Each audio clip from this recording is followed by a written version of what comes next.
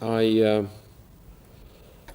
left something out in my discussion of analog and digital yesterday, which may have made the presence of that a little bit enigmatic, but it's not a terrible, it isn't a terrible lapse in the sense that if I complete what I wanted to say, it'll tie in with some things I want to do today. So although I may have to repeat this next time to make it a little clearer to people why I brought that up, it's not a catastrophe. What I really, the central feature of this analog-digital distinction is that in these two, and again, we have some problems with words in this because there aren't enough words for what I'm trying to say, but in these two ways of thinking or writing or counting or whatever these two processes are, process of organizing data or whatever you want to call this analog and digital, the key point is that they have different ways of conceiving difference.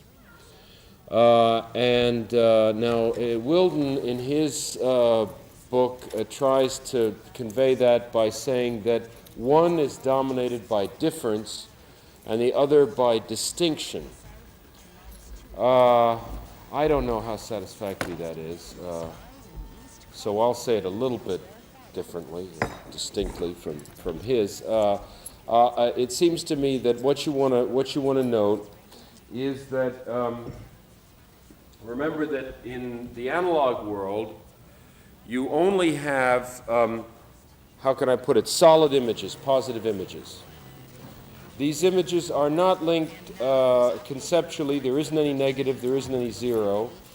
And remember, if you want a kind of version of the problems that involves, remember Freud's account of dream language, because the unconscious doesn't have those things either. The unconscious doesn't know a time, perspective, negatives, and so on. So everything it says has to be done by way of positive data. Has to be done by way of positive images, and it has to represent negativity that way too.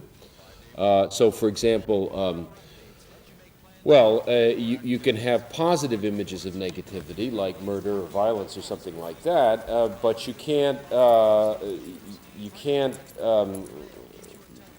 it's according to Freud, a regression to a more primitive way of thinking, where those conceptual instruments don't obtain anymore. Well, in a world like that, one can have then what Wilden wants to call differences, but not distinctions. That is, you can have organizations of data. So you can have something like a certain kind of binary opposition. That is, white versus black, or whatever kind of solid qualities that you want to link together, but you don't have the negatives of those things. That is, you have white and black, but you don't have not white, not black. When one passes from this analog way of organizing things, in which you only have, in the technical terms here, I think I get them mixed up too, are in Aristotle are this is a contrary, but Aristotle's talking about propositions, so it's not really. But at any rate, this is a contrary, and this is a logical contradiction.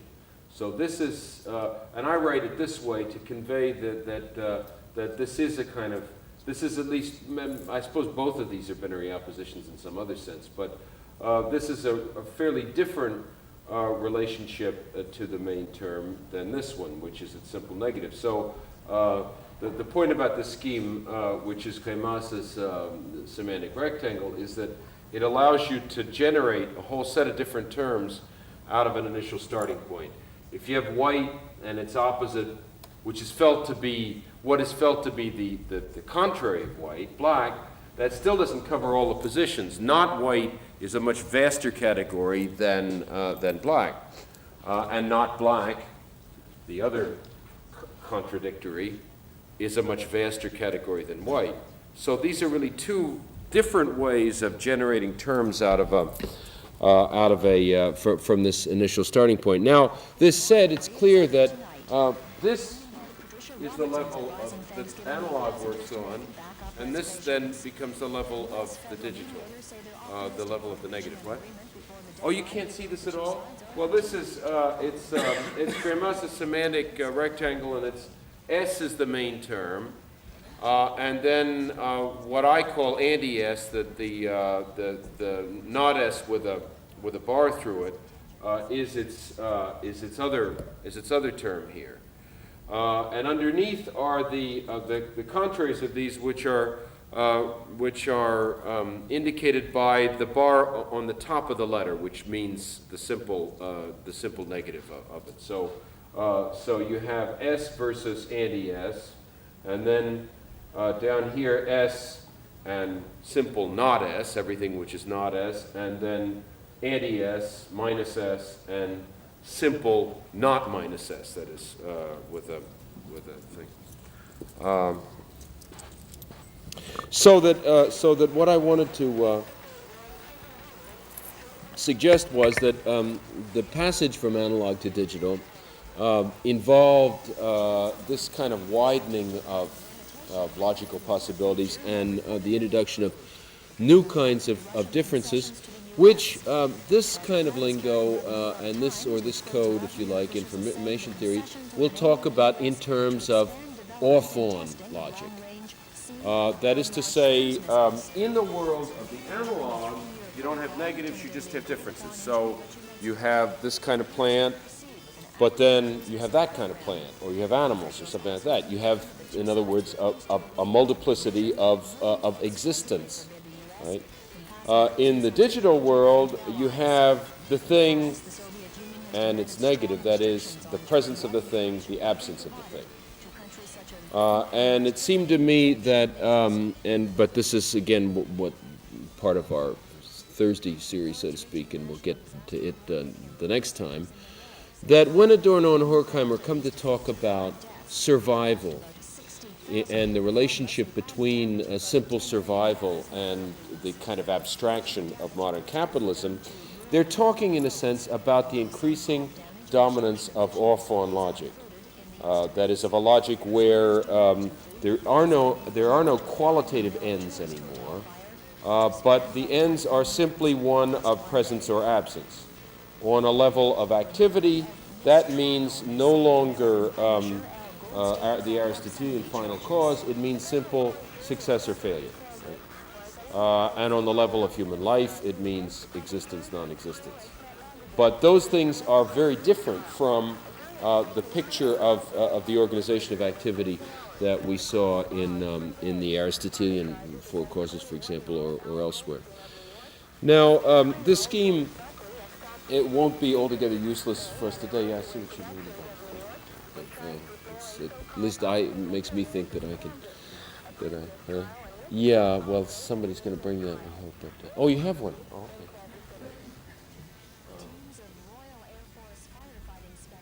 But that's then where I'll leave this for the moment today, and we'll come back then to this little hieroglyph.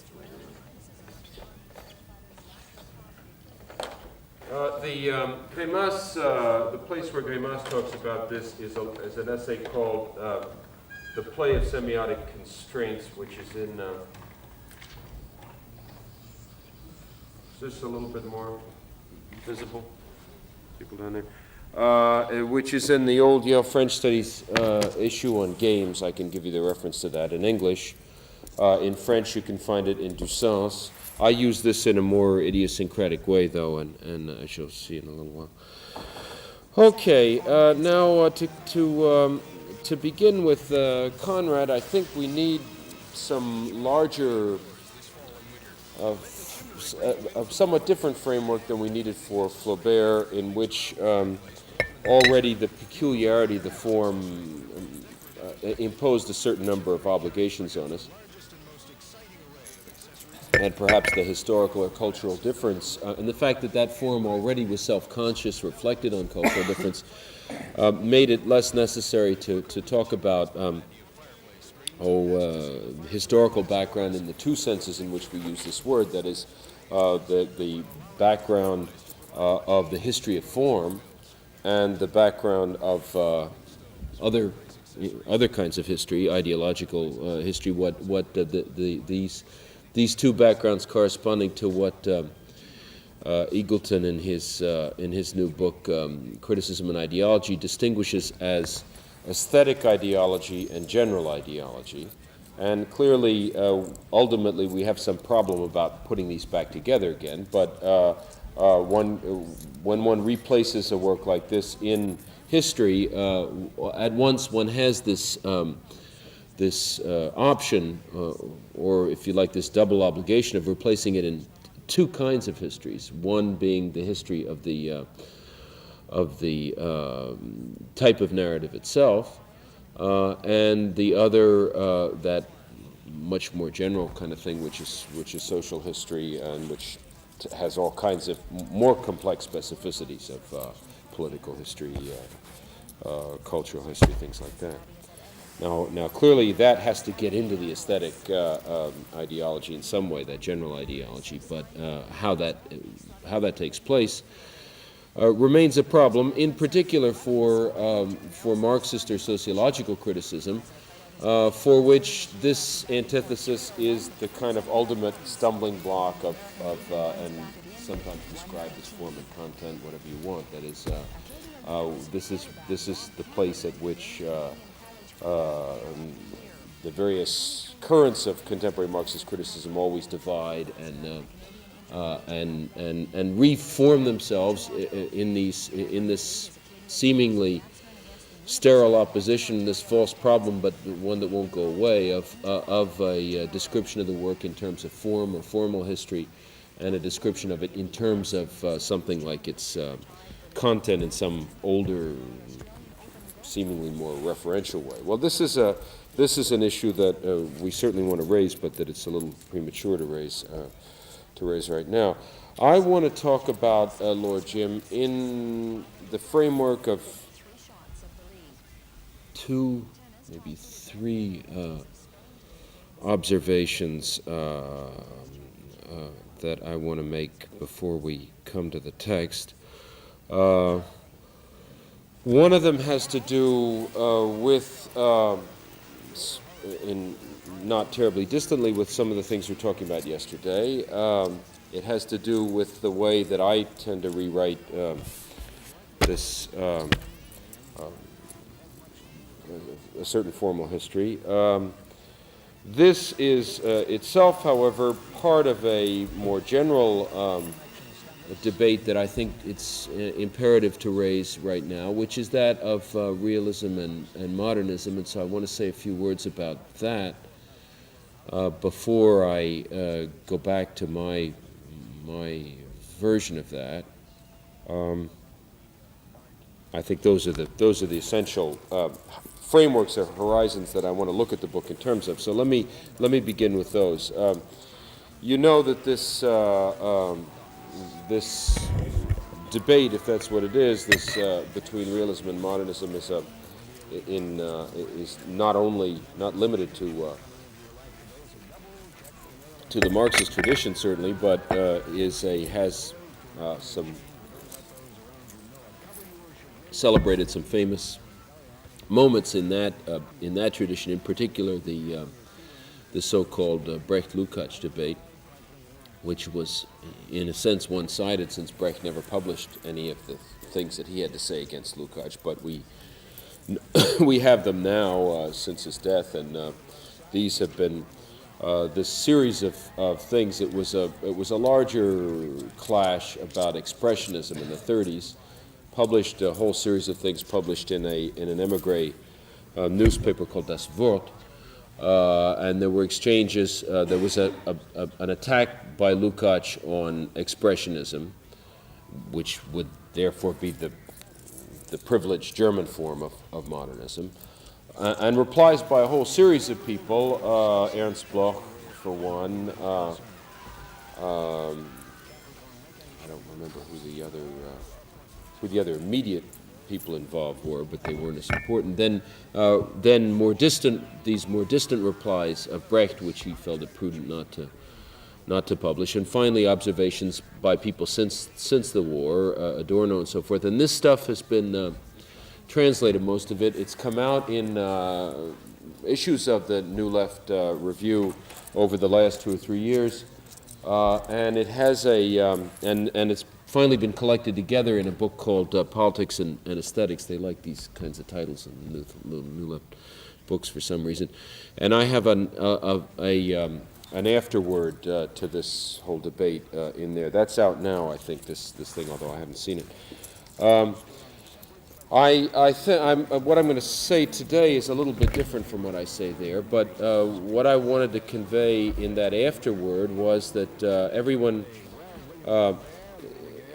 seems to feel this is a matter of taking sides, and clearly for us, Brecht is more attractive than Lukács in the sense that, first of all, Lukács is on the side of a certain authority in this struggle. That is, he speaks for. He seems to speak for some of the Soviet power structure in defending his idea of realism and attacking various forms of modernism as being examples of what bourgeois decadence and so on. And thus, he's in a position of dictating things to writers. Brecht's counterattack is one in which he points out that it's Lukács's realism, which is essentially a formalist or a formalizing idea, where Lukács had accused the modernists of being formalistic. Because Lukács, Brecht says, his whole notion of realism is dependent on older historical forms, which are no longer possible today, the novels of Balzac and so on and so forth. And therefore, his whole aesthetic is in reality one which is desperately anxious to preserve a certain kind of form, and that's what formalism is or is all about. Brecht, on the other hand, tries to deflect this discussion by saying what realism, if we want to keep the word, and he wants to keep the word, the way we must handle the problem of realism is not any longer by talking about realism in terms of formal properties. So we don't go and look at a novel of Balzac and compile a list of formal characteristics, which we then compare to Sholokov or Kafka or Thomas Mann or something, and see which of these is to be judged realistic or not. But rather, we talk about it in terms of reality.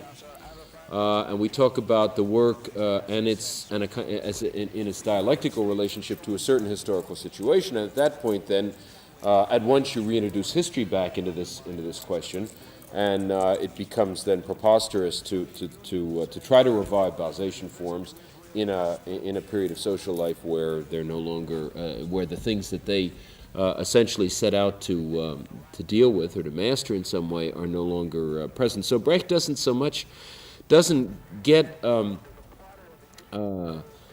allow himself to be caught by the problem of mimesis, and thus to take an anti-mimetic position, but rather shifts the debate entirely in terms of performance, essentially, it seems to me, and which is appropriate for a man of the theater. That is that the only way to talk about a political aesthetic is not in terms of the form of the work as it exists in an inert object that you study apart from whatever it does, but rather in terms of its moment of life in its performance or its relationship to a real public, something which clearly is an evolution, changes, just as Brecht's own plays have now become classics and no longer do the things they were supposed to do, and so forth. Well, this all sounds is very attractive, I think, to people, especially if if you happen to prefer modern works to three-decker Victorian novels, and thus feel that if you follow Lukács, you're committing yourself to go back and work through those that kind of discourse, and you're not allowed to like any of the newer things which are now really parts of our culture. So the Brecht position, I think, rejoins and reinforces the more general ideology of modernism, which has really become part of our culture, and of which there are a number of great expressions that I can just indicate in passing. And these aren't, necessarily even the best ones, but they're very striking ones. I'm thinking, for example, of Robbe-Grier's essays in his defense of his new novel for a new novel, I guess it's called, which are very powerful, in which he says, look at these realistic forms essentially perpetuate a view of reality which is not ours anymore. And therefore, to take the side of modernism against this older realism is really to take an ideological position, or to take a position against an older ideology, and one which has which, far from having the cognitive function of works of the type that Lukács proposed, in reality operates as a way of reinforcing a whole set of notions about human nature, time, life, values, and so forth, which are part and parcel of essentially of a middle-class civilization, and even of a 19th century middle-class civilization. So those are powerful expressions. Nathalie Sarraute has some important essays in the Age of Suspicion era, l'heure du soupçon, yeah, it's Age of Suspicion, I guess. There's an older essay by Virginia Woolf that's pretty good still, Mr. Bennett and Mrs. Brown, and which is a kind of blistering attack on Arnold Bennett's form of realism or naturalism, and which says these things. And but essentially, there's Pound, of course, and essentially, I think this tradition of modernism, which was an underground tradition for many years, has become the dominant one in our culture and in our university system. And so I think we know all these arguments very well. They're reproduced then by the Russian formalists, too, in other ways, by Malraux and the Voices of Silence and so on. They all essentially turn around the idea of the renewal of perception. And there, I think the Russian formalists have given one of the classic expressions to this conception of modernism. Shklovsky invented a word, ostranение, which means making strange, and which is very close, really, almost a literal translation of Brecht's Verfremdung in Brecht's estrangement effect.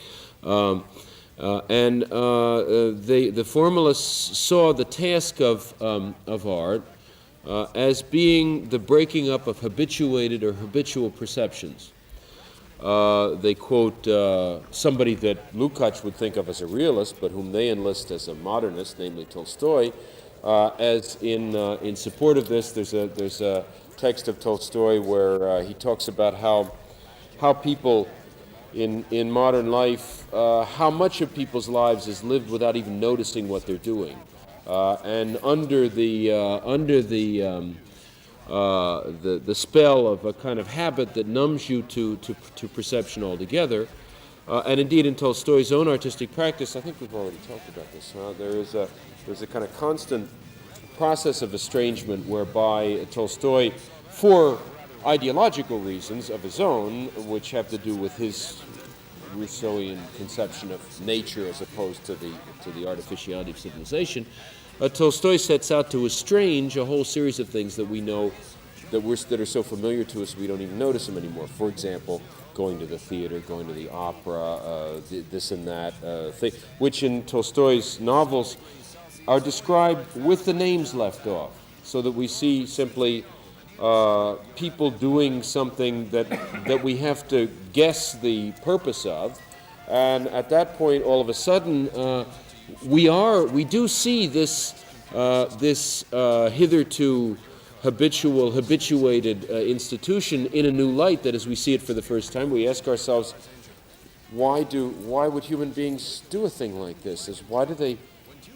come together and sit in one rows of chairs and walk around in front of each other in costumes? What does this mean about human life that people enter onto games of this kind, and thus beyond that, once one has seen this, which is to say, seen its artificiality, what does it suggest that natural human beings ought really to be doing?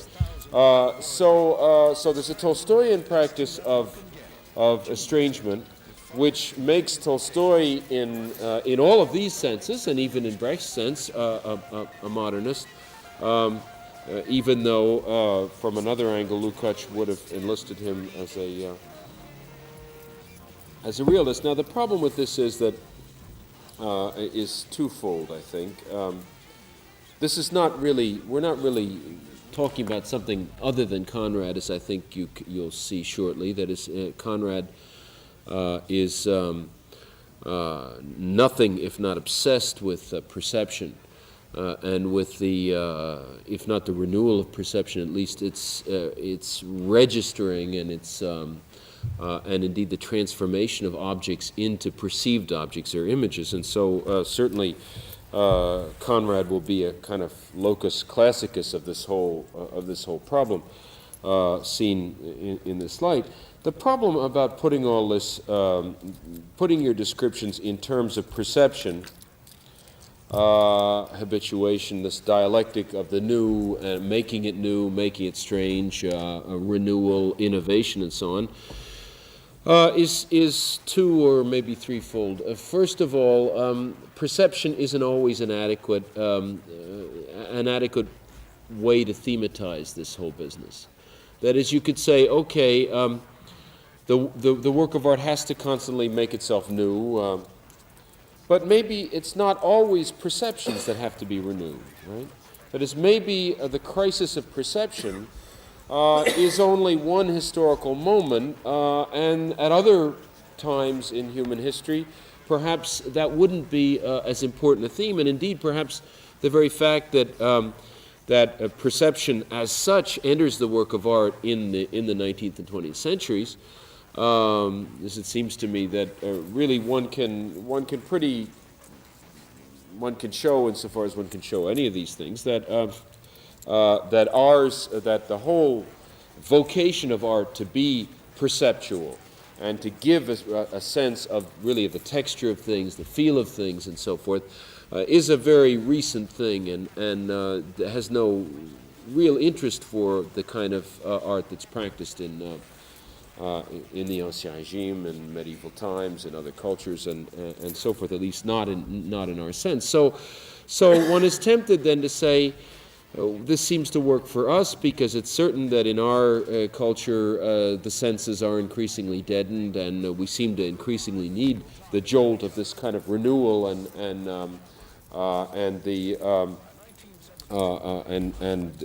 our art needs to practice this. This kind of vocation of perceptual revolution then becomes a very appropriate thing for our art to do for us. And indeed, I think this is something that one can then connect back into some of the things we were talking about yesterday, namely that in that sense, perception can be seen as a kind of byproduct, compensatory byproduct of a rationalized world. As in a world in which everything is instrumentalized, henceforth, just as there came into being over against that world the realm of the private life, a certain notion of sex and sexual fantasy, which is not, which seems to be an area in which one can take refuge from instrumentalization. So, in a more general sense, perception is such a realm. And if perception comes into being contemporaneously with an increasingly instrumentalization of the world, then it's clear that perception will have a utopian vocation over against that instrumentalization of the world. That is, remember again that Descartes, I come back to it because it's the nicest symbol of this whole process. Descartes banished all of the perceptions, the sense perceptions that we know, into into the realm of secondary perceptions, so that for him those were not part of objective reality anymore. Those are subjective reality. Well, at that point, then one can see a dialectical relationship between a perceptual vocation of modern art and an increasing rationalization, reification, instrumentalization of the things with which art ultimately has to do, and the things out of which art is ultimately made, since this reifying process is not only taking place on the level of the objects that writers will write about, the people that they're going to write about, the things that people do about which the writers will write, but also about, it will be taking place in the language the writers use, the way in which their book commodities are sold, and so on and so forth. So instrumentalization is fusing through the work of art in the level of content and in the level of form both. And one can understand then the vocation of perception as renewing both of these levels. That is, as renewing the content of the work by offering art a type of content which seems to be non-instrumentalizable. That is, when you stress the sheer intensity of a visual image, what you're doing is saying, I am giving you an activity which is not a means-ends activity, which is not a quantifiable activity. I'm renewing one possible access to quality, and making it possible for you for a moment to get out of the world of means and ends into some other domain. But by the same token, modernism, by stressing its perceptual vocation, will then try to draw the work of art itself out of this whole process and say, since the vocation of art is perceptual, you cannot make art enter the realm of means and ends, and you don't use it for something. Rather, it has a kind of existence which is outside of the world of success, failure, the off-on world, the world of means and ends. So that there is a way in which perception can be historicized, and in which the whole aesthetic of modernism can be given a historical content, but it's very damaging then to the aesthetic of modernism, because if that's so, that the perceptual vocation of art is linked to the historical and social situation itself, to the degree of reification in the world of writer and reader, and to the vocation of art to somehow counteract this, make a kind of utopian compensation and protest against this reification, then it can also disappear. And one can imagine other historical moments where this isn't so, and modernism becomes itself a very profoundly historical thing. This is one problem about the aesthetic of modernism. One of the reasons why the modernist solution, as it's practiced by everybody from our modernists, Joyce, Pound, and so on, all the way to the Telkel group, passing through Brecht, is not as adequate a solution as it seems. I can say this in another way, though, because it's something that modernism has itself discovered. You see, if modernism is situational, as if it's always the renewal, if it's always the break, as Malraux says, with what's there, with the existing aesthetic solutions, and therefore the attempt to renew perception, make something new at once over against those solutions which become canonical, freeze over, become conventions in their own right, have to be destroyed, then at some point one comes to the inescapable conclusion that modernism itself will have to be destroyed in the same way. Right? That modernism, sooner or later, will itself, the whole of modernism, and including the whole ideology of perceptual renovation, innovation, and all the rest of it, will itself become a convention and have to be destroyed. Now, it seems very clear that this is what's happened. That is, for one thing, I don't know, I can still remember when Modernist works were not taught at least in English departments in the university system. They were not part of the canon. The canon itself went up sort of very lamely, got as far as Browning and Tennyson, I guess, even Browning sort of. But that was not what you taught in English courses. What you taught in English courses were classics. At that point, reading Pound, Joyce, the other modernists, was still a subversive activity, because it was reading what was officially forbidden, what was placed outside the canon, and so on and so forth. And reading it was then your way of negating the canon and all the rest of it. It's the whole spirit of the 50s aestheticism, essentially. But then all of a sudden, all those things became part of the canon. Now it seems to me, most, I don't know, in at least in English departments, again, it's true of all the languages, but English being the hegemonic thing, it's more visible there and more problematical there. Seems to me that on the contrary, everybody wants to do modern texts, especially students and for theses and so on. And really, there's a kind of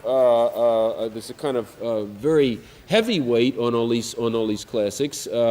And a kind of disproportion the other way, in such a way that it's essentially text from, well, whatever the dates you pick, the 90s or 1857 or something, which now tend to be the most interesting to people, to the point where when the classics are reread, they're turned into modern works. So you have Barthes' relationship to Balzac. If Balzac is a Lukács, then really that ought not to be a scriptable text at all. But Barthes really turns Balzac into a modernist. I mean, in much the same way that Malraux, in this example I was telling you about before, says you make up fictive art forms by you have a miniature, you take a photograph of it and expand it, and suddenly it becomes a bas relief like the Parthenon or something, and you've invented a fictive form. That is, the Scythian jewelry now becomes a part of the mainstream of sculptural art, along with the Greeks and all the rest of it. Well, by the same token, when Barthes takes his brushstroke magnifications of Sarrazin, which is a conventional romantic novella, and about which one can talk about in all kinds of conventional ways, which are not wrong.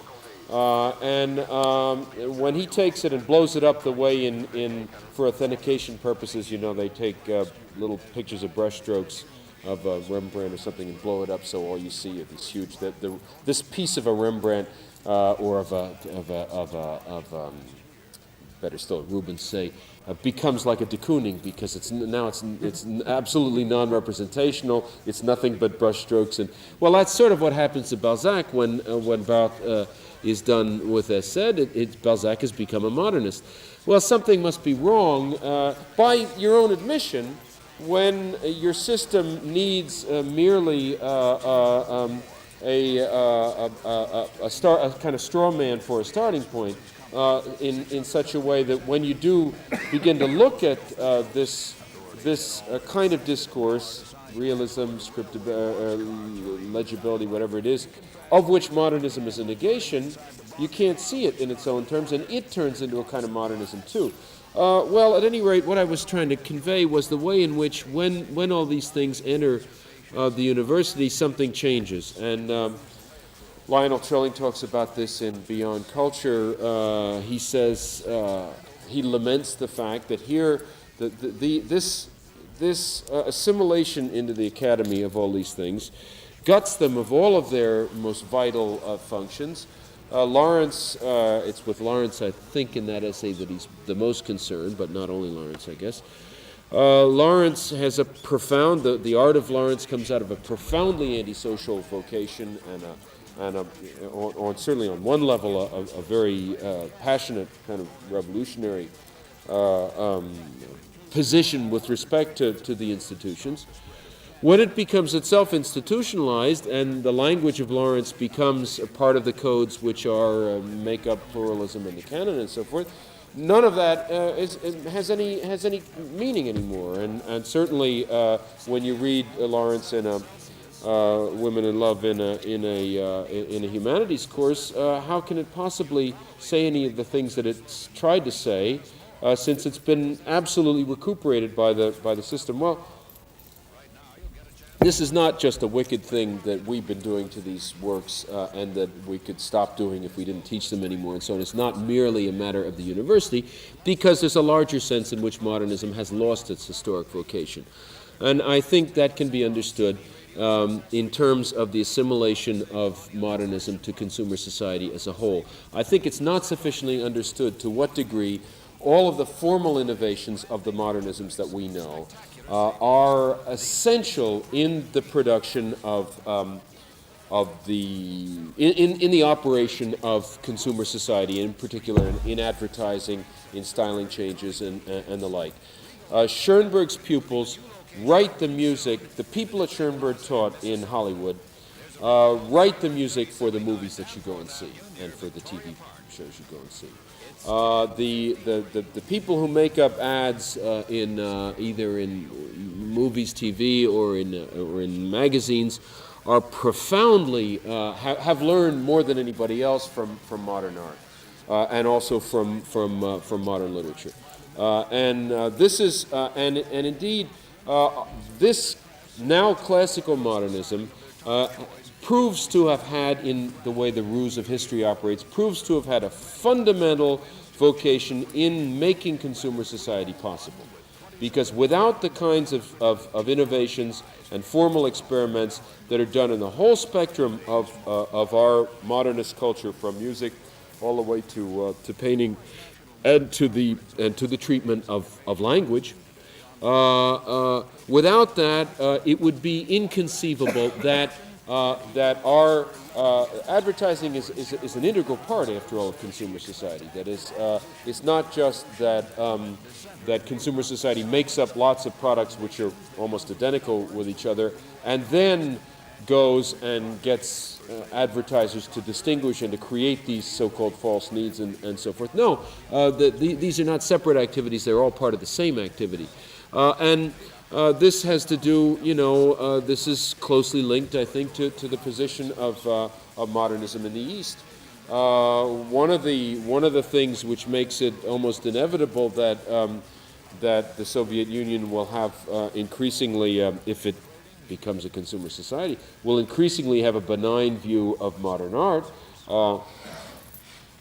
And one of the reasons also why that's really not the terrain on which to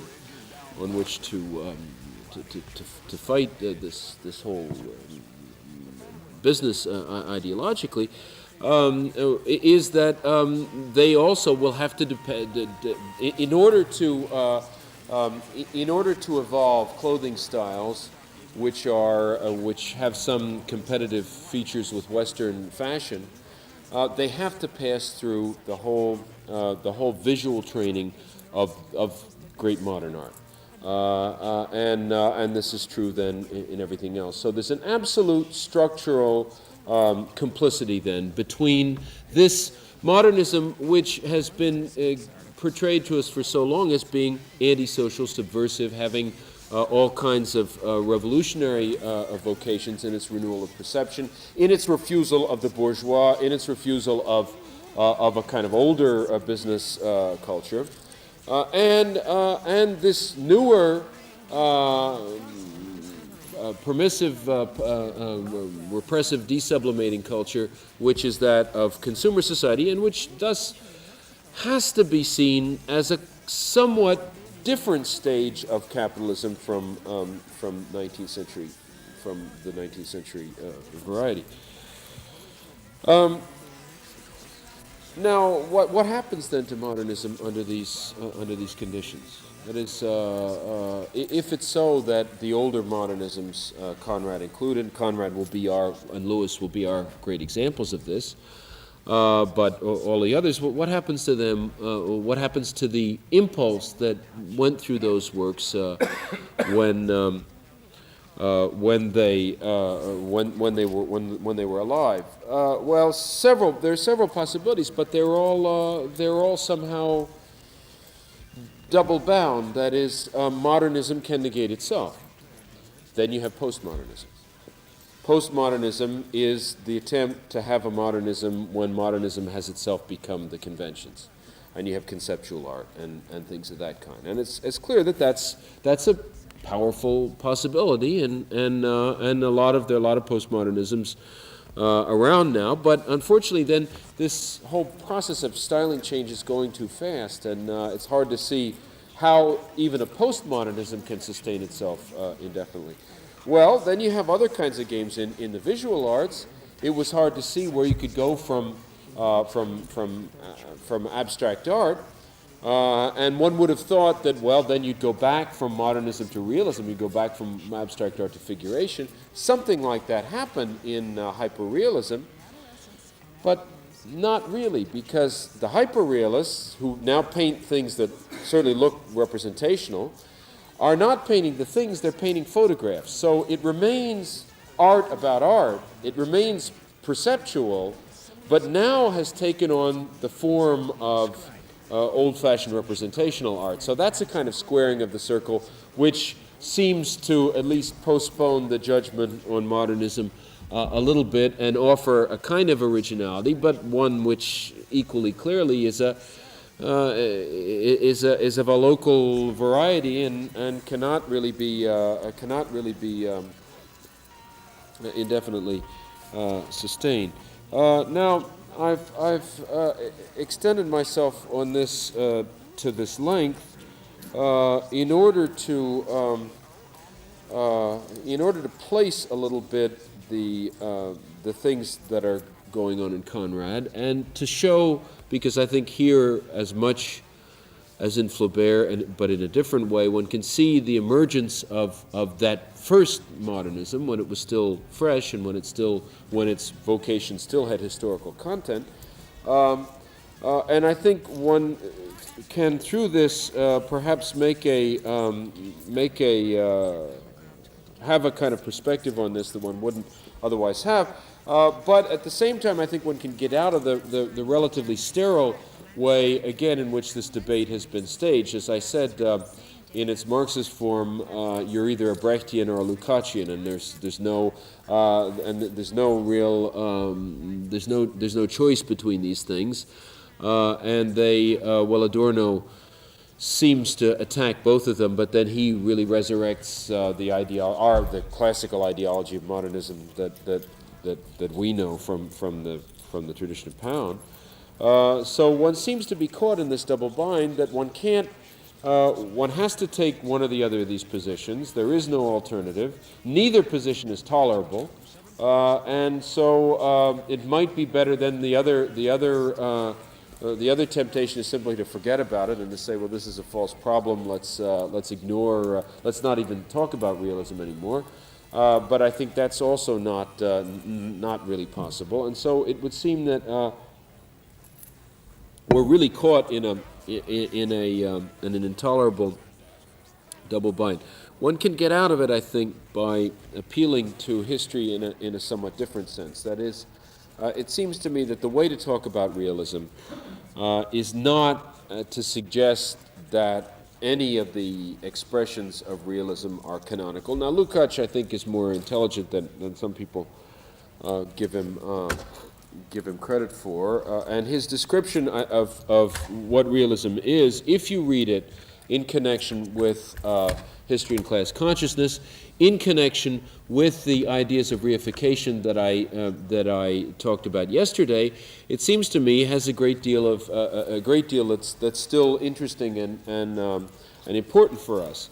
Read in that way, Lukács' idea of realism would not only be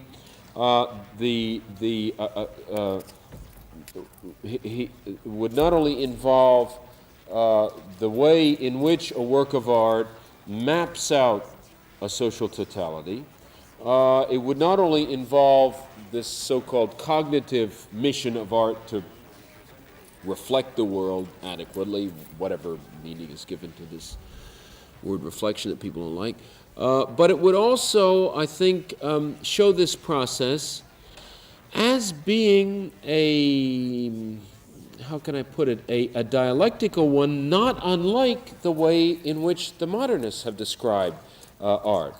Because if one attaches Lukács's notions of realism to his description of reification, then it becomes clear that in order to give a realistic picture of the world, one is already in the process of destroying habitual pictures of the world, or breaking through a reified surface of the world which prevents us from seeing how it's organized. So that even Lukácsian realism would have a kind of dialectical vocation and could be seen in some ways as being not unlike the picture the modernists give us, or could be seen in some ways as being reconcilable with their description, where one would want to say, well, their descriptions are essentially still too formal, and one wants to reintroduce the actual content back into these of the possibility of seeing history, of understanding social totalities, and of the various things which prevent us from seeing, from having access to the social totality in our daily life, and therefore of operating on those things to undercut them or to destroy them in such a way that we can once again map out our society for ourselves. So one can imagine a kind of synthesis, I think, in which realism would turn out to be the most concrete form of modernism, or whatever. That's one way of doing it. I think it's a way which has a lot of merit. We tend, I think, now we're so completely specialized that we tend even to lose sight of the production of new art, or the vocation that criticism used to have to try to suggest a new aesthetics, or to push the artists in one direction or another. People tend to be, and of course Stalinism is not without responsibility for that, tend to be horrified at Lukács's claim to, as they think, dictate to the artists and tell them the kind of novels they ought to produce and the kind of novels they ought not to produce, and so forth. But after all, that was one of the active missions of criticism, to suggest kinds of art that are needed in a given social or historical situation, to also to repudiate kinds of art that are not needed or no longer needed or whatever. And we've become so specialized, it seems to me, that our notion of criticism is almost entirely retrospective, like Hegel's owl of Minerva that takes its flight at dusk. We can only look back on history that already exists. We really can say nothing about what should be produced or what should come into existence. And if one looks again at our society and at the kind of art which doesn't exist in it, it seems to me that one can at least feel a certain nostalgia for criticism, which would still have the have an interest and a stake in talking about the kind of art which our society needs, which it lacks, and so forth. So I think that notion of realism is a possible contender for a new kind of aesthetic that one would want to propose in a period in which the novel is no longer produced in any kind of meaningful way, and in which art in general seems to be in crisis. But I think there's another way of looking at this, and it's this that I want to go into now a little bit. It would be that we think of realism not as something which was achieved, but as a kind of ideal. That is, it seems to me that realistic art, the notion of realism, now I'm forgetting even about the people who wrote the notion up. I mean, Champfleury is not of any interest to us today. Is Balzac realistic or romantic? I mean, these are all questions that I think are not terribly interesting and not really, from which this way of thinking about it saves us in a sense. That is, I propose that we understand realism as an aesthetic vocation which was never necessarily actually realized in artistic production, which is original and which never, it seems to me, existed or only fitfully existed in earlier societies. And it's the idea of an art which would be absolutely immanent.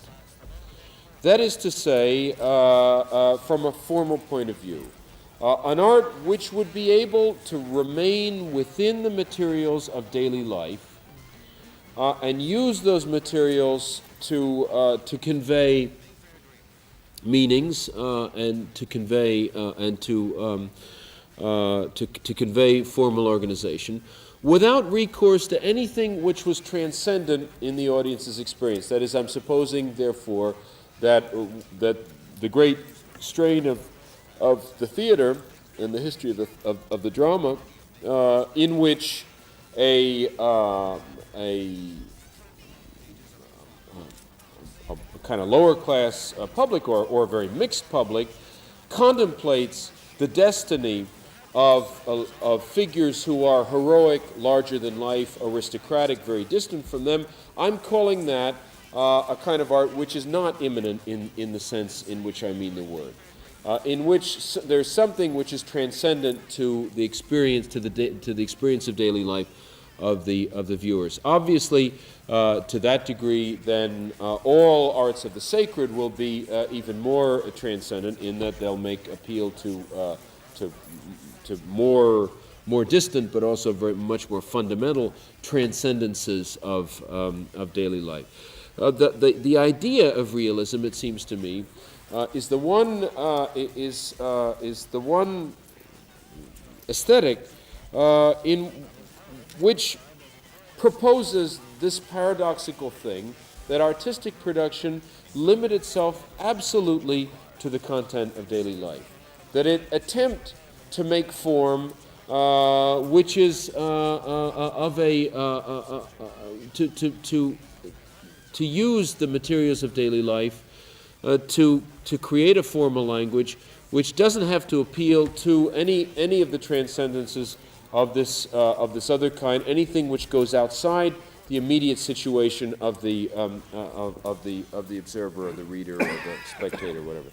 Now, this being the case, we can say perhaps that such an art is premature. That is, that it's not that it was not successful precisely because it wasn't possible in 19th century society.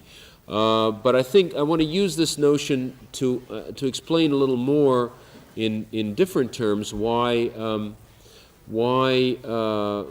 something like a modernism had to come into being in the place of that impossible realism, which couldn't be brought into being. This aesthetic of absolute immanence, you may want to compare it to what I was saying the other day about the situationality of the thinking of the Yanayama Indians that I read you this example from. That's already a kind of the closest that we can come to a certain notion of immanence, to a certain notion of the way in which thought, its images, its forms, and so on, still remains seized in and at only the slightest distance from the contingent situation, the immediate landscape, the kinds of plant life, and so on and so forth, of a given kind of social life. Well, if that's what immanence is, it's easy to see why a middle-class society, if it reinvents the idea of an immanence like this, is unable to realize it, because clearly in order to talk about anything in our social life, one has to make references to things that aren't there. That is, ours is a very systematic organization of activities in such a way that activities have to be explained in terms of larger networks and frameworks, and thus things outside of themselves. So the very content of our art, if we wanted to make an art of daily life, the very content of our art would force us towards this or that kind of transcendence. That is, it would force us to spill out of the boundaries of daily life in order to explain daily life in terms of larger configurations. And this is why our art really, if it tries to become cognitive and explain something about the world to us, suddenly loses its chance at immanence and betrays its vocation to speak about our own lives in some existential way, and vice versa, insofar as it keeps faith with the lived experience of our daily life, cuts itself off from any ability to explain why that daily life has the shape it does, and indeed locks itself into appearance rather than reality. So it's easy to see why immanence of this type, of the type that I take the word realism as a call for, could not be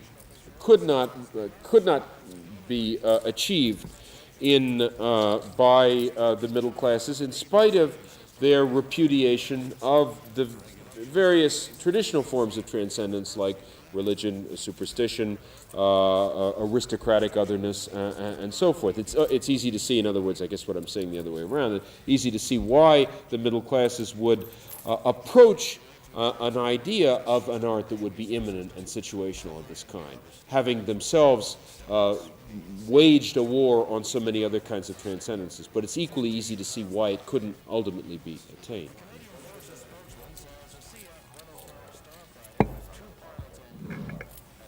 With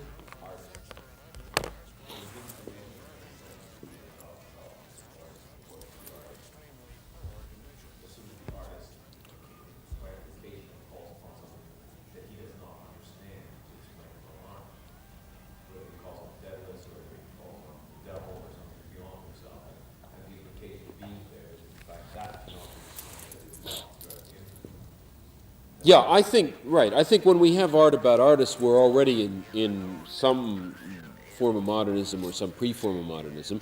But there, too, I think it's very complicated. That is, I guess it's Bloch, again, who's shown how when you have a novel within a novel, when you have a practice of art within art, that also means something else. And it doesn't mean art. It's not autoreferential. There's a way of looking at it by which this would not necessarily be autoreferential, the work talking about itself, trying to separate itself from its situation, to sort of be cause of itself by pulling itself up by its own bootstraps. It's also a way of talking about activity and about work. And according to Bloch, art is the form taken by non-alienated labor in our representations of daily life, or it's at least one of the forms. So hidden away in this apparent reflection on itself of the work is also some symbolically social content, it seems to me, and a kind of utopian projection of something else. But by the very fact that it's utopian, that it's anticipatory, that it tries to give us a picture of work satisfaction and all the rest of it, which is not available to us in the content of our own daily life, it is transcendent, I guess, in another way, if you like. Yeah, I mean, it's saying that daily life, as we live it, is degraded. It cannot give us the materials or the very fact that we need a utopian perspective or utopian vision or component in these works means that we can't have a realism yet, right? That we can't have an immanent art. So I think in various ways this is true or one can say it the other way around. One can say the stress on perception in this work makes it a novel about art. There's no doubt that Lord Jim is a novel about art and about artists. I mean, that's so it's not a Bildungsroman in the more conventional sense, but certainly as much as Portrait of the Artist or anything else. So it works both ways. That is, in one sense, when the writers think they're talking about art, they're really talking about something else.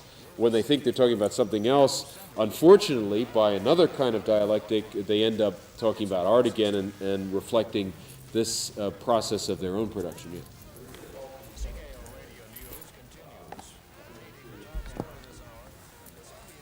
Yeah. Yeah.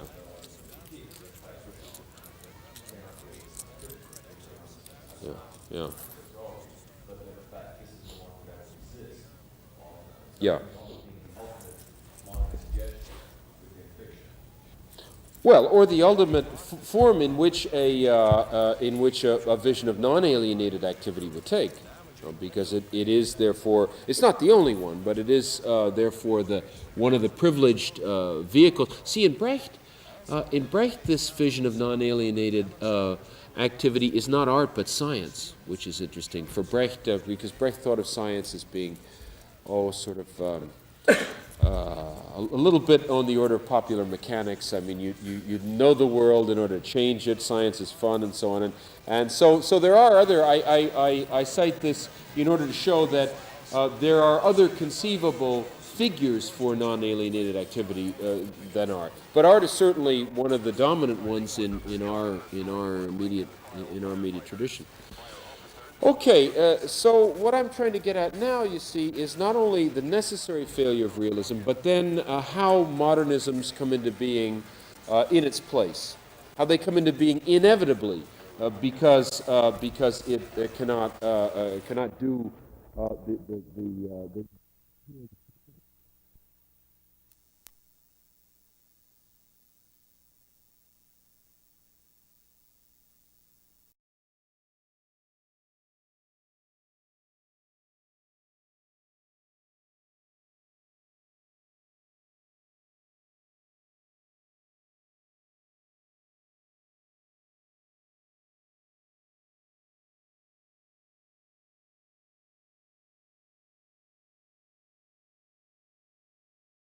ways. I hope that at least some of you were thinking when I was talking about the way you take an action, break it to pieces in its smallest, break it down into its smallest denominator in rationalization, reorganize it efficiently. I hope some of you were thinking about the way that this episode of the Patna is told in Conrad, because that is certainly an example of the rationalization of something which in an older story would be treated very differently.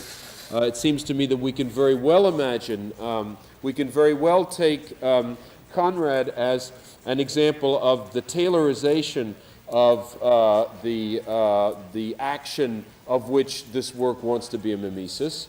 And by the same token, we can imagine a type of art which would take a much more Aristotelian view of these actions, not in the aesthetic sense, but in the sense of the four causes, and which would say that, well, each kind of action is a unity in its own right, and it has a name. And therefore, in classical storytelling, whatever form it takes, when you narrate an action, you don't try to make the reader see it. Now I'm alluding to the famous description, the introduction to the Nigger and the Narcissus. You don't try to operate on the perceptions of the reader.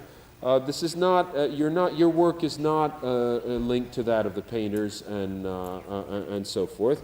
Rather, narrative really doesn't have to do any of that. It doesn't have to it doesn't have a perceptual vocation yet. It has a vocation of naming. And in the classical stories, and now I'm thinking of anything from Boccaccio, Sinbad the Sailor, the collections, the 1001 Nights, all the way up, it's enough simply to give the traditional name of an action to have narrated it. And this is the description that the French try to make between a récit and a roman. In a récit, you don't try to in a roman, in a modern narrative, you want the reader to see what's going on as though he were there. That is, you want your narrative activity to pass through the mediation of sense perception.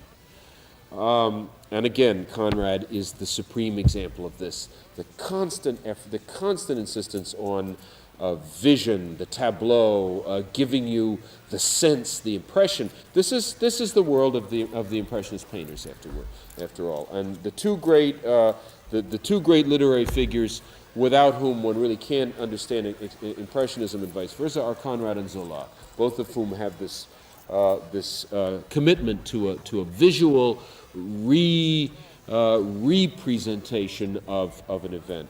This is not what happens in traditional stories. In traditional stories, you don't have to worry about the perceptions of your readers at all. Why? Because I would suggest because perception in its modern sense perceptions haven't appeared in their modern sense. What you do in a traditional story is you simply name the events that have happened after they have happened. They have taken place in what's called a récit, and we have no word for this really, a retrospective narrative, a tale as opposed to a novel. A tale tells things which are finished and done with, from the vantage point of their completion. So what the tale does is simply name the various things that have already happened. And those things already have a name, just as in Aristotle the various activities are organized according to human needs, and there is a limited number of them, and the métiers take on traditional forms, and so on. I would suggest that this moment of the emergence of realism and then modernism is to be seen in this framework of a movement from traditional conceptions of action, which on the storytelling level involve the simple naming of actions and really involve a non-problematical view of language, not unlike what Foucault gives us to understand in his section on the classical episteme. The actions in the world are kind of vast tableau or classificatory system, just like the plants and the birds and all the rest of it. And there are words for all those things. Language has no problems with those things. Language is itself organized like a tableau. And when you put those things into words, there is a kind of binary relationship between words and things, les mots et les choses. And storytelling simply means naming these various actions. So when you say, so-and-so was afraid and ran away, you're not really using language as a way of calling back into question this view of the world or this experience of reality. You're using a set of words which have conventional meanings. Your audience knows what it means to be afraid. That's a name. Being afraid is a name for something, for a state. They know what it means to run away. That's also a name for an action.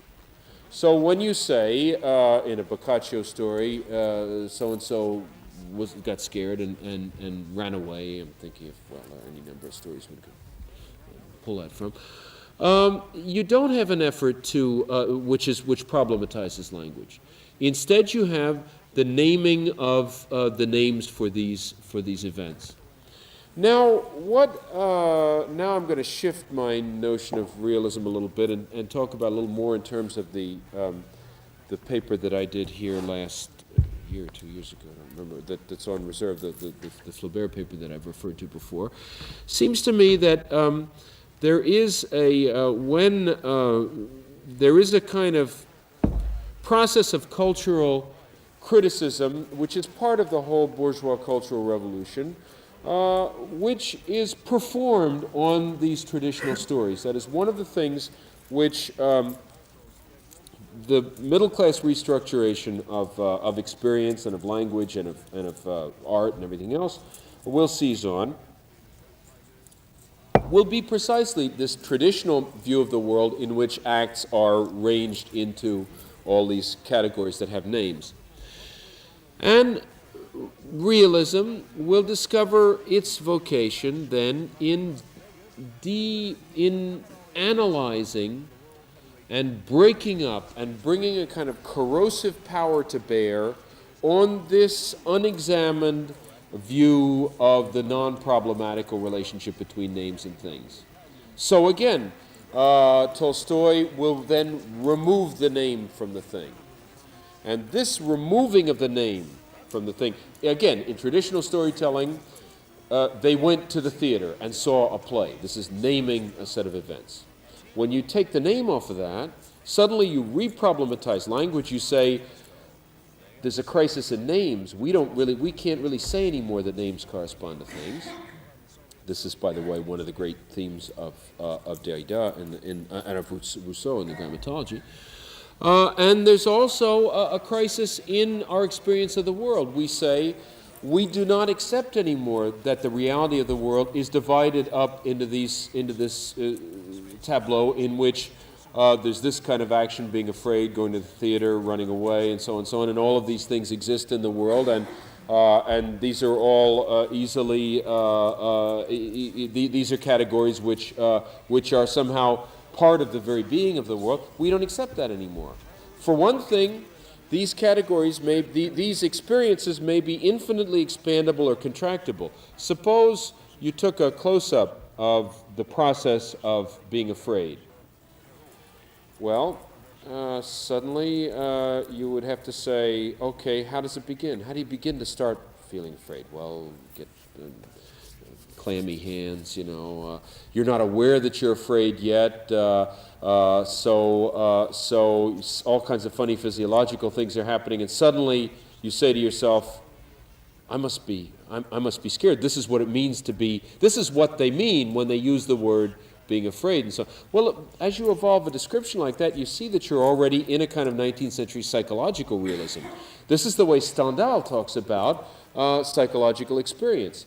He removes the name, he tries to see, he breaks up, he shows you the experience in slow motion. He doesn't accept anymore that there is this non-problematical thing which is being afraid. Instead, he wants to show it and uses a lot of instruments from the psychology or associational psychology or the ideologue that he has handy, but he does something different to this block of experience. Or the other way around, a little kind of piece of color and a whole kind of pointillage or something in which it has no human meaning anymore. Or Lawrence again. Remember the great letter of Lawrence on futurism, where he says we've got to get away from anthropocentrism. We have to think about the emotions in terms of chemical reactions.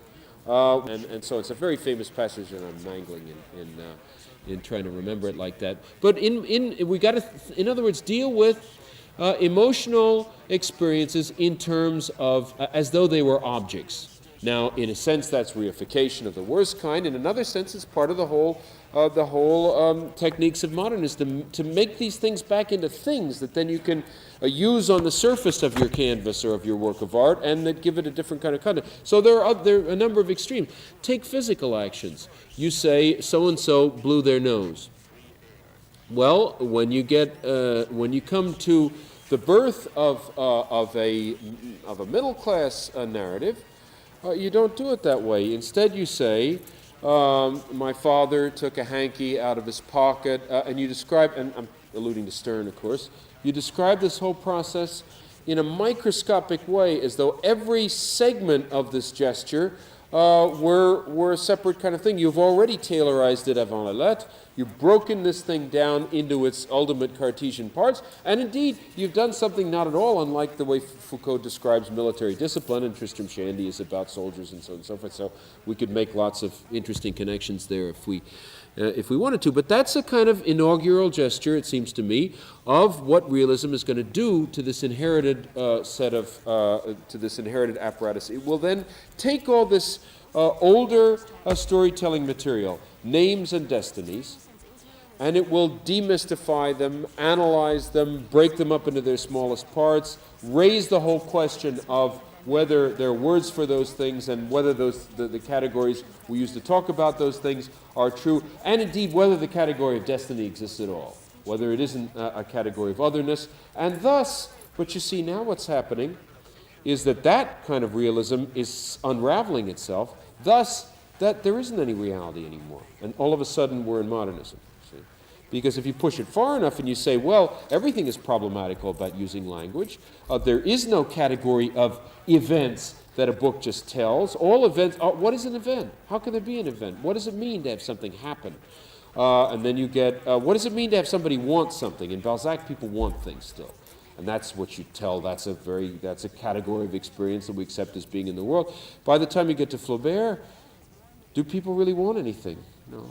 What does it mean to want? Frederic isn't really sure he knows, and maybe he doesn't want anything, and maybe he, and so. But if those categories don't obtain, what do you tell stories about anymore?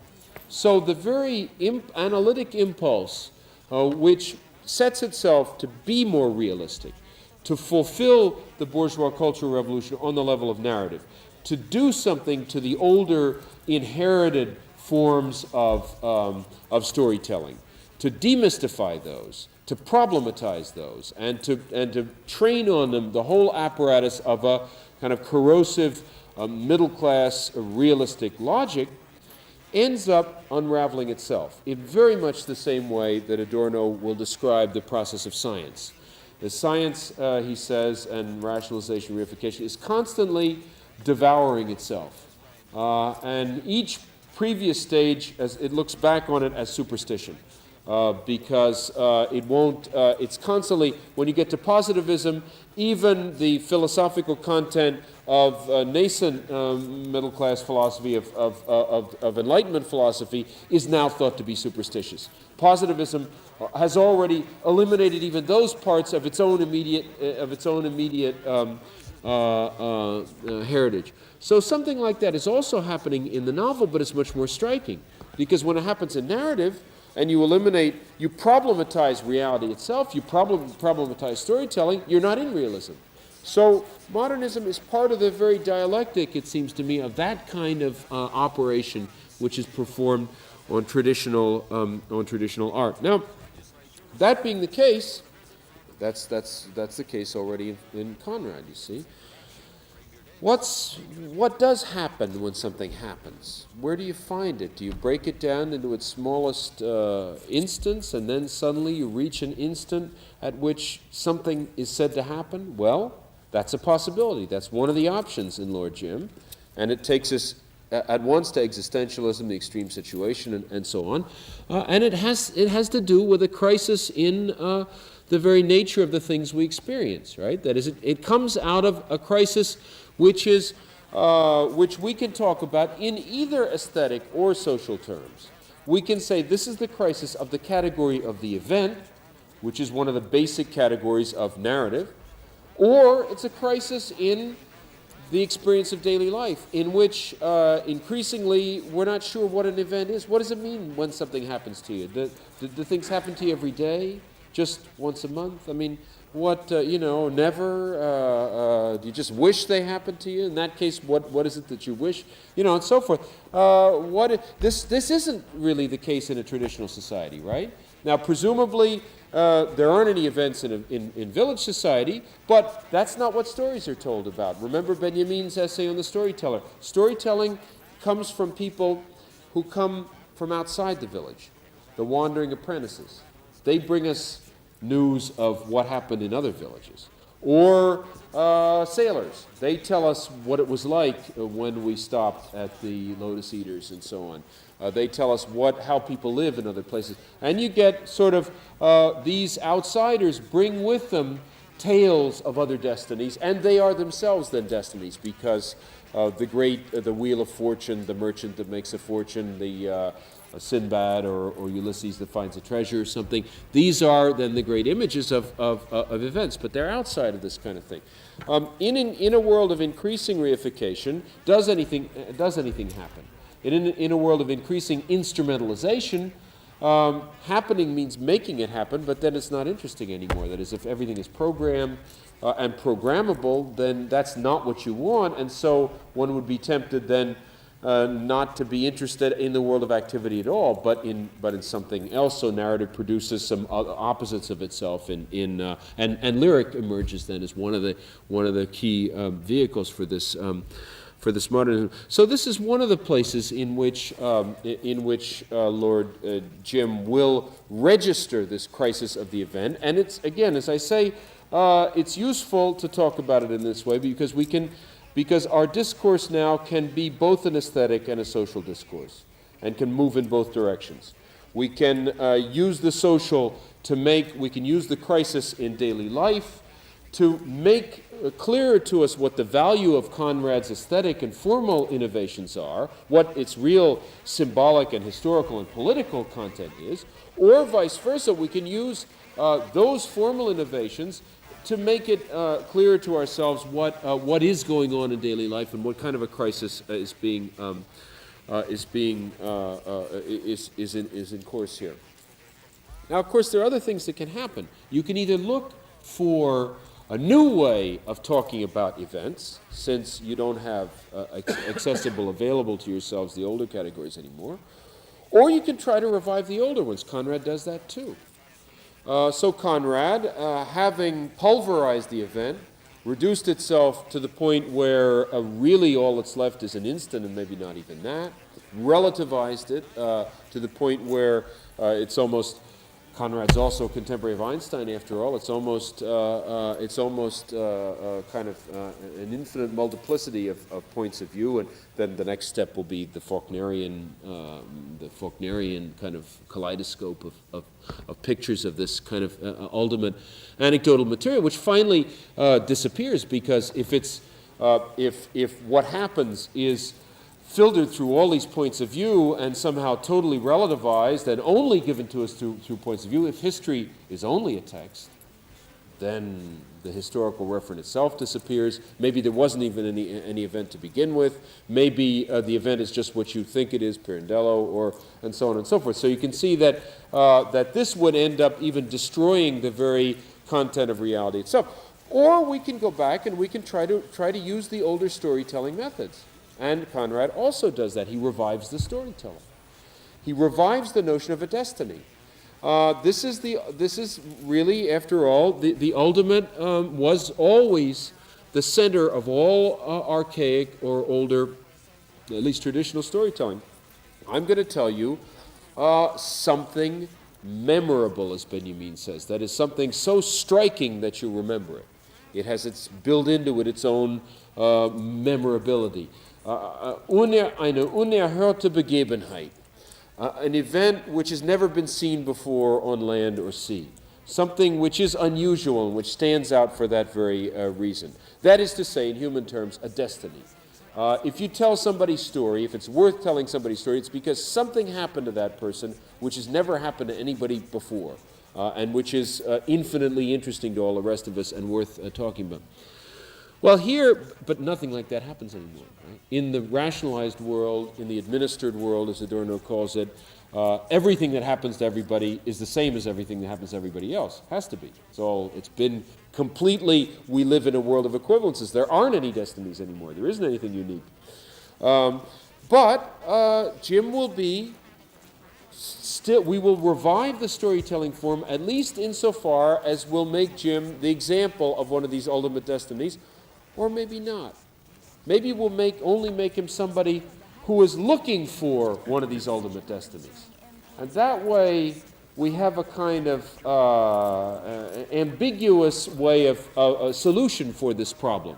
Either, and this is really up to you, see, either Jim's destiny is absolutely remarkable, incomparable, and then Jim is really a hero, and this really is a story. Or, in Lukács's sense, the hero is problematical. He's merely looking, in the Lukács of the theory of the no, he's only looking for a destiny. He believes, he's been led to believe that the one thing life is for is to have a destiny that's special.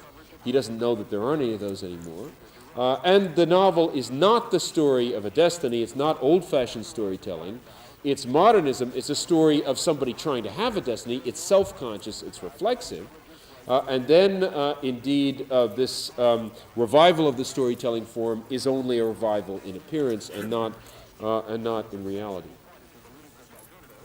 Those are several of the options of this work, and several of the ways in which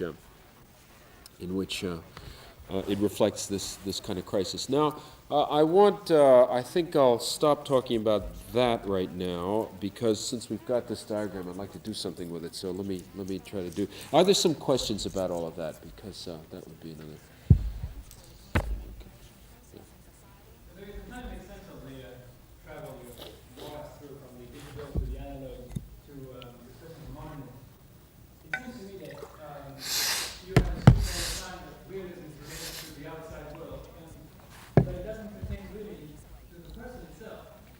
To the spectator or the consumer of the work of art. It's always in the outside world, all the objectivity. But when you talk about perception, and when you talk in the way you do it, about modernism and perception, you seem to assume that the freedom of the individual who is subjected to those perceptions, or who is invited to those perceptions, is constant. That he is not transformed in any definite way. So you can say that we can stop the use of perception in art at some point called postmodernism, because then we started to lose the freedom. Basically, what you don't assume when you say that is that the individual has been changed by those perceptions. And that in fact, even the interiority of the individual may have been suppressed.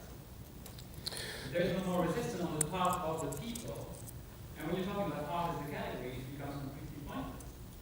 That it's been taken over by collective processes which are not the fact of individual initiative. In fact, when you're talking about perception, you have individual commentary on society, inviting other individuals to notice how the world has changed, how alienated they are. But that is itself a last resort of society speaking to itself. Beyond that point, there is no relationship between objective or subjective. Yeah, that would be a good way, I think, of defining the specificity of postmodernism. That is, in a sense, we can say that postmodernism is an area in which perceptual innovation is no longer an individual matter. That is, in which the categories of the subject, the older modernism still worked within categories of the individual. The older modernism said, I'll address myself to your individual perceptions, and I'll thus make possible for you a space of individual freedom, revolt, salvation, whatever. It's that which is gone. It's that part of modernism which has aged, as Adorno says.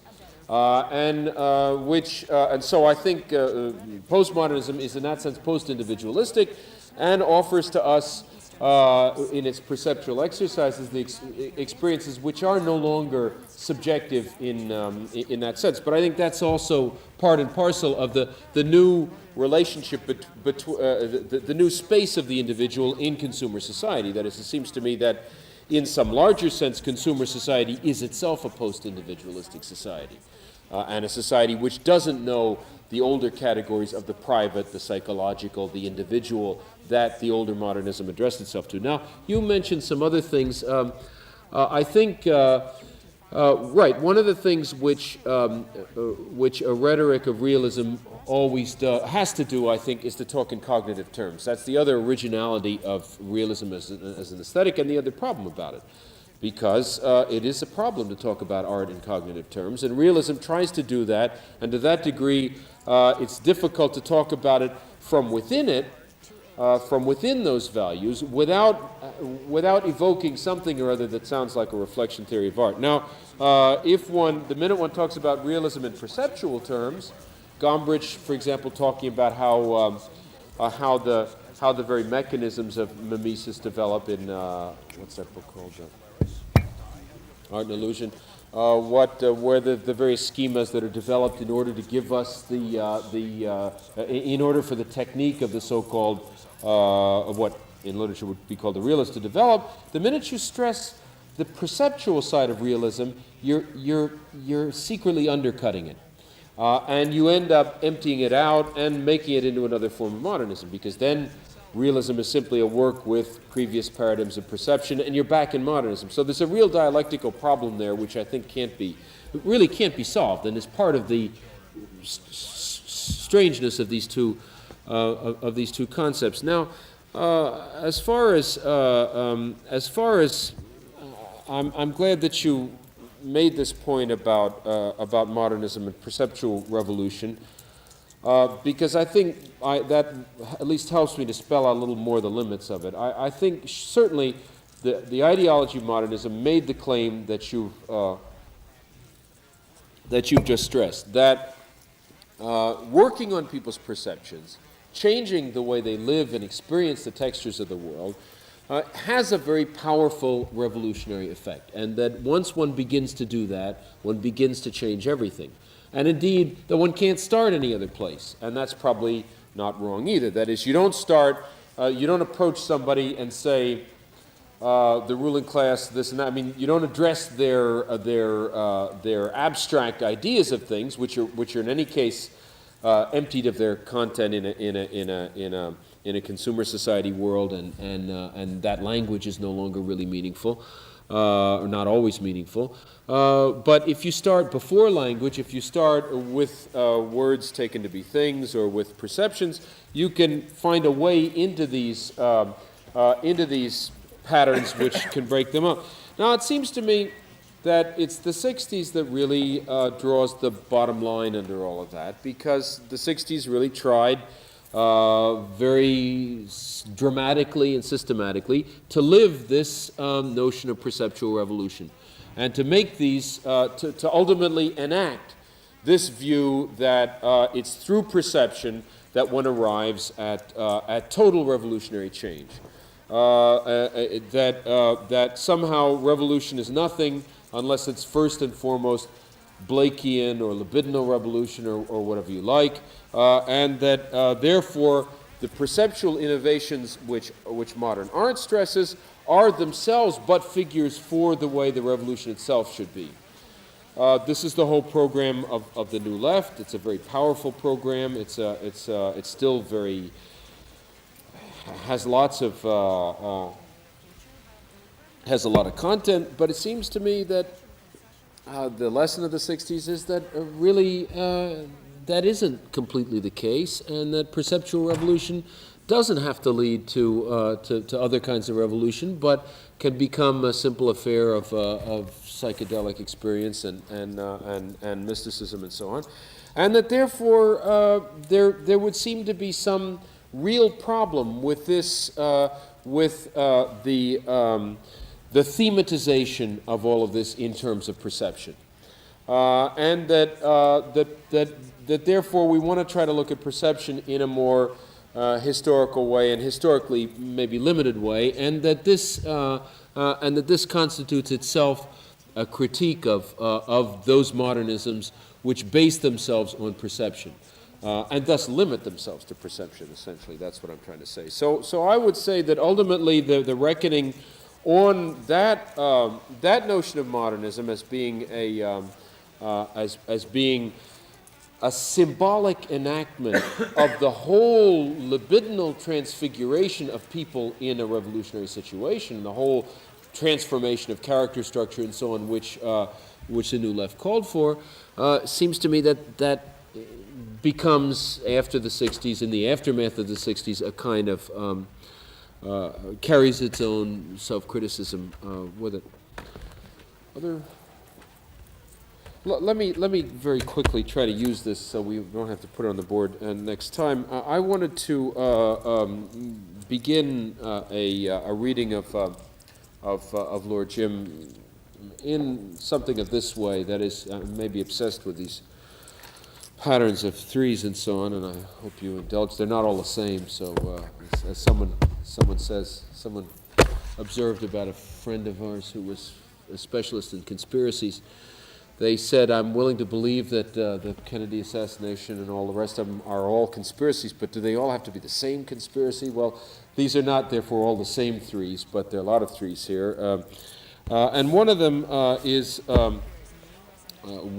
to be found, I think, in the description of Jim's youth or upbringing, or really his situation. This is on page 10 to 11. What do we have? We have Jim's father originally came from a parsonage. Many commanders of fine merchant ships come from these abodes of piety and peace. Jim's father possessed such certain knowledge of the unknowable as made for the righteousness of people in cottages, without disturbing the ease of mind of those whom an unerring providence enables to live in mansions. And a little later we see, as we're looking out onto the boats in the ships in the river, I'm not sure where this is, or in the water, having his station was in the foretop. Often from there, this is where at the place he's in training. He looked down with the contempt of a man destined to shine in the midst of dangers at the peaceful multitude of roofs cut in two by the brown tide of the stream, while scattered on the outskirts of a surrounding plain, the factory chimneys rose perpendicular against the grimy sky, each slender like a pencil and belching out smoke like a volcano. Now, this is then the daily life which will be refused by this work. That is, this work says we have class, we have an aristocracy, and we have people living in the mansions, and then we have people in the cottages working in the factories, and then thirdly we have ideologues. We have this pastor whose business it is precisely to transmit piety to the lower classes without offending the upper classes. This is the situation of the daily life which will be left behind by this work. This is the situation which an older realism would no doubt, which would be the content of an older realism and which will here be left behind. So we want to know in what way, what's happened to this? That is, how is it possible to get away from this? Where do we go to get away from this? It's clear that Jim is his father's son, at least in the sense that Jim's vocation will remain in some way an ideological one. That is, Jim's problem will be not only a problem of action, but a problem of inventing a way of talking about action and thinking about action and values in a situation in which that isn't immediately available.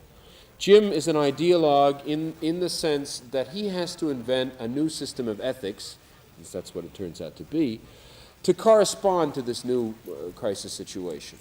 But his problem as an ideologue is a much more crucial one than his father's, because his father simply has to perpetuate a status quo, and Jim really has to invent something from an ideological point of view. And of course, insofar as Jim does it, Conrad does it too, and this will be one of the vocations of the novel. One of the solutions that the novel finds for its formal problems will be the recreation of a certain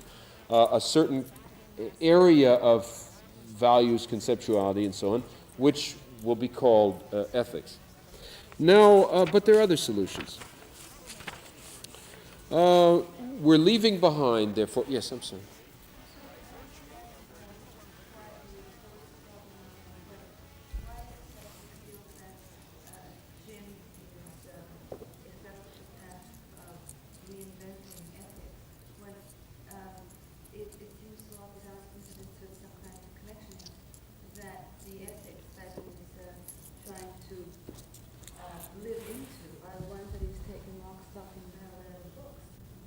He's trying to live up to a fictional idea of himself as when the book, the text tells you what kind of imaginings he has.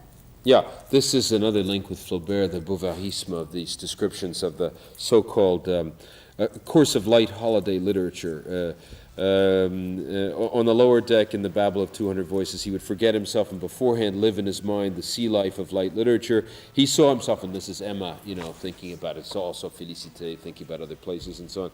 He saw himself saving people from sinking ships, cutting away masts in a hurricane, swimming through a surf with a line, or as a lonely castaway, barefooted and half-naked, walking on uncovered reefs in search of shellfish to stave off starvation, and so on. Very Flaubertian.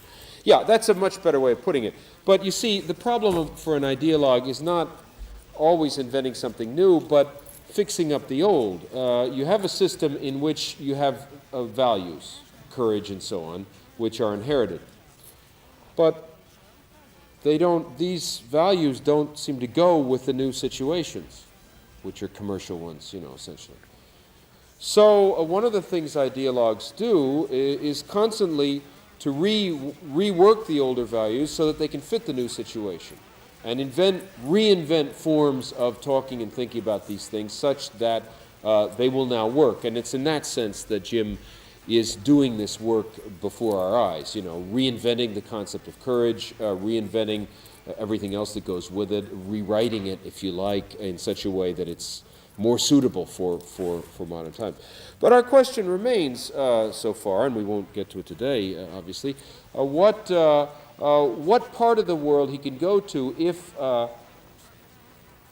if this, what the content of this other part of the world is, or if this other narrative space is, that you go to when you leave the content of daily life behind. What would be there? The exotic, but that's even that needs to be specified. All right, let me give you another triple vision of things here. Page 20. Above the mass of the sleepers, this is on board the boat now, the Patna. A faint and patient sigh at times floated, the exhalation of a troubled sleep. These are the pilgrims sleeping. And short metallic clangs bursting out suddenly in the depths of the ship, the harsh scrape of a shovel, the violent slam of a furnace door exploded brutally, as if the men handling the mysterious things below had their breasts full of fierce anger. While the slim, high hull of the steamer went on evenly ahead without a sway of her bare mass, cleaving continuously the great calm of the waters under the inaccessible serenity of the sky. Now here is your Flaubertian triplication, if you like, but expanded beyond the Flaubert sentence, the three-part obligatory Flaubert way of making style. And these three parts now have become semi-autonomous, and each one seems to correspond to something that we want to notice about this book. I take the second clearest as the metallic clangs from the engine room. This is obviously the world of work, of which we're only going to get brief the sounds of the infrastructure, the sounds of production and of commerce and all of those things. They're the absolute underpinnings of this whole business. Stein is a trader. Jim's work is all of this shipping is entirely commercial and has to do with money and so on and so forth. We're in the great period of imperialism and all the rest of it. And so there is an infrastructure here of productive activity, which will only come through to us, however, in echoes, because that's going on down in the boiler room. Now, that's a dimension of the work which is being, by Conrad's own admission here, structurally repressed, which is to say not completely excluded, but buried somewhere underneath some other things. What are the other things? One of the other things, another part of the sentence, are the sleepers themselves. And I take that to be, for reasons you'll see, well, maybe you won't see in a minute, for reasons you'll see next time, but that we've already begun to sketch out, to be the level in which the story will be cast in terms of ethics. The sleepers represent religious belief, pilgrimage. They represent, therefore, that image of religion that we mentioned already in terms of Flaubert, the image that a secular society has of religion as an other to itself, but an other which would know, how can I say this, an indivisible unity of theory and praxis. That is, in religion, you are, the believers live a life which is not yet broken into the subjective and the objective, in which value is not outside the world, but in the world, immanent to it, even though we also sometimes tend to talk about religion in transcendent terms. But this image of religion in other people is an image of absolute immanence. For the pilgrims are the one bunch of people in this book for whom life is absolutely meaningful. And for whom meaning, in Lukács's terms in the theory of the novel, meaning is immanent to life. For everyone else, this is no longer the case.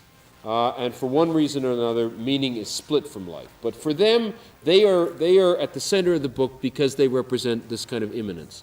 So they will be their part of this sentence indicates that one of the levels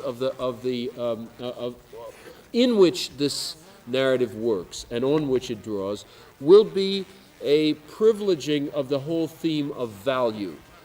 In modern life, the whole theme of the immanence of meaning or its disappearance, the transvaluation of all values, if you like, and so on and so on. In other words, this whole complex of things which will be solved or contained by being put back into a more narrowly ethical framework.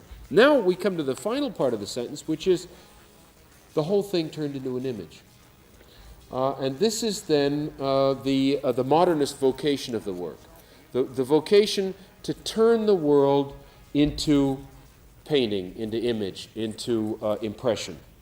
To somehow secretly subvert all of these other areas. Because if this is our attitude towards the world, this aestheticizing attitude, and this is clearly the great Conrad's great strength and his great mission, is this absolute aestheticization of everything, turning everything into impression, into vision, and so on. Then the other things don't matter, you see, because you make an image out of work, and you make an image out of the problems of belief and meaning and so on, which were operative at what I'll call later the existential level of the plot.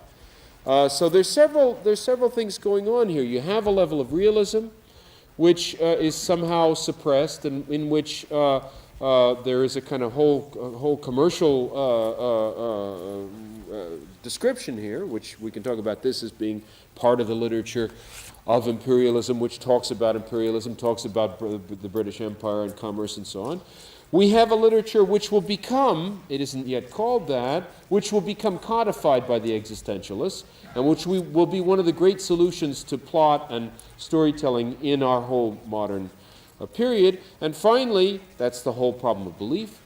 Finally, we have a level of absolute modernism, in which neither of the other two obtains, and in which the vocation of art is purely perceptual, and in which its function is not to make meanings, not to talk about totalities or production, but only to yield images and to produce images. And this sentence, it seems to me, really shows the how can I put it, the way in which Conrad's work is not a unity, is not an organic whole or anything, but it's really an uneasy coexistence and superposition of these various things, and they're all going on at the same time at different rates. They're all temptations. They'll all later on break up and become different and become other things. So the modernist side will become modern poetry. The existentialist side of this will become Malraux, Sartrean existentialism, philosophical literature, and the productive side will try to become socialist realism, I suppose, or whatever, or political discourse, or will become autonomized in another way, and these other discourses will lead separate lives. Here, they all coexist momentarily, and that's one of the great interests for us of this work. I can't do this today then, so let me give you the task of doing it. I want to suggest that there's a character system in Conrad on which one can use this semiotic rectangle. So take a look, try to sort out for next time the various types of characters in this work and the positions they represent, and see if something like that comes to make sense to you, and we will deal much more concretely with the text next time.